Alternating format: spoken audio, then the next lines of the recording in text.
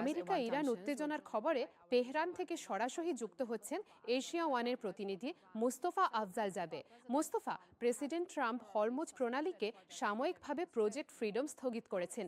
ইরানি কর্মকর্তারা এই পদক্ষেপটি কিভাবে দেখছেন? ইরানের উচ্চপদস্থ সরকারি কর্মকর্তারা এই প্রকল্পের এই স্থগিত করার সিদ্ধান্তকে দেখছেন একটি চরম ব্যর্থতা এবং পরাজয় হিসাবে, এবং আমেরিকানদের সদিচ্ছার কোনো লক্ষণ হিসেবে নয়।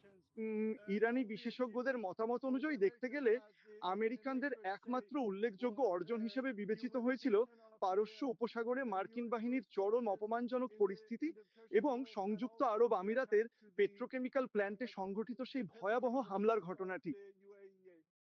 মোস্তফা, উত্তেজনার মাঝে বেইজিংয়ে আব্বাস আরাকচি ও ওয়াং ইয়ের বৈঠকে তেহরান কি কোনো কূটনৈতিক সাফল্য বা আমেরিকার সাথে স্থবির আলোচনা ফেরার প্রত্যাশা করছে? চীনারা সত্যিই আন্তরিকভাবে কামনা করে ইরান ও আমেরিকার মধ্যে যুদ্ধবিরতি করতে সহায়তা প্রদান এবং এই যুদ্ধের স্থায়ীভাবে সমাপ্তি ঘটাতে। কারণ চীনের প্রয়োজনীয় তেল ও গ্যাসের 1/3 এই গুরুত্বপূর্ণ হরমুজ প্রণালী দিয়েই পরিবাহিত হয়ে থাকে। এর পাশাপাশি আরো একটি গুরুত্বপূর্ণ বিষয় হলো চীন হরমুজ প্রণালী নিয়ন্ত্রণে ইরানের সক্রিয় ভূমিকা স্পষ্টভাবে মেনে নিয়েছে এবং ইরানি জাহাজের ওপর আমেরিকার আরোপিত কঠোর নিষেধাজ্ঞাগুলোকেও সম্পূর্ণরূপে উপেক্ষা ও প্রত্যাখ্যান করেছে। হুম তাই তারা সত্যি এই যুদ্ধের অবসান ঘটাতে চায়।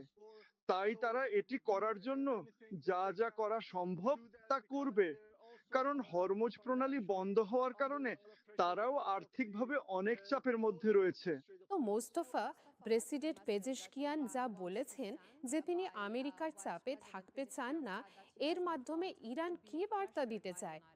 আসলে ইরান সবসময় আলোচনার জন্য প্রস্তুত ছিল, কিন্তু কথা হলো তারা চাপের মুখে আলোচনা করতে চায় না। তাই প্রেসিডেন্ট পেজেশকিয়ান যা বলেছেন তা একটি সংকেত যে আমরা আলোচনার জন্য প্রস্তুত, কিন্তু আমাদের ওপর চাপ দিলে তা কাজ করবে না। তারা যত বেশি চাপ দেবে ইরান সেই চাপের বিরুদ্ধে তত বেশি প্রতিক্রিয়া দেখাবে। তারা আমেরিকার এই দাদাগিরির কাছে মাথা নত করবে না। তো মোস্তফা, এখন আন্তর্জাতিক চাপের কি হবে, যেহেতু জার্মানি বিশ্বব্যাপী সরবরাহ শৃঙ্খলের ঝুঁকির কথা তুলে ধরছে?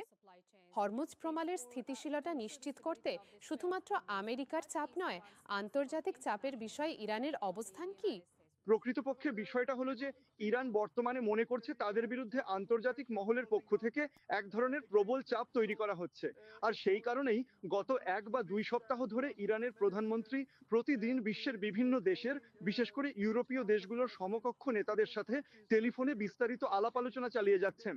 যেমন প্রতিদিনই নিয়মিতভাবে প্রতিদিন আমাদের বিশ্বের নানা প্রান্তের বিভিন্ন দেশের পররাষ্ট্রমন্ত্রীদের সাথে 2 বা 3টি দীর্ঘ ফোন কল করতে হয়, যাতে হরমুজ প্রণালীর অবরোধ তুলে নেওয়া হলে সেখানকার সামগ্রিক নিরাপত্তা সম্পর্কে তাদের সুনিশ্চিতভাবে আশ্বস্ত করা সম্ভব হয় এবং তাদের বিস্তারিতভাবে জানানো যায় যে এই এই সমস্যাটি ইরানিদের কোনো ভুলের কারণে নয়, বরং আমেরিকানদের অন্যায় আচরণের কারণে সৃষ্টি হয়েছে। তাই তারা তারা ফোন কল করছে, ফোন কল এবং ইউরোপীয় দেশগুলোর সাথে আলোচনা করছে পরিস্থিতি শান্ত করার জন্য।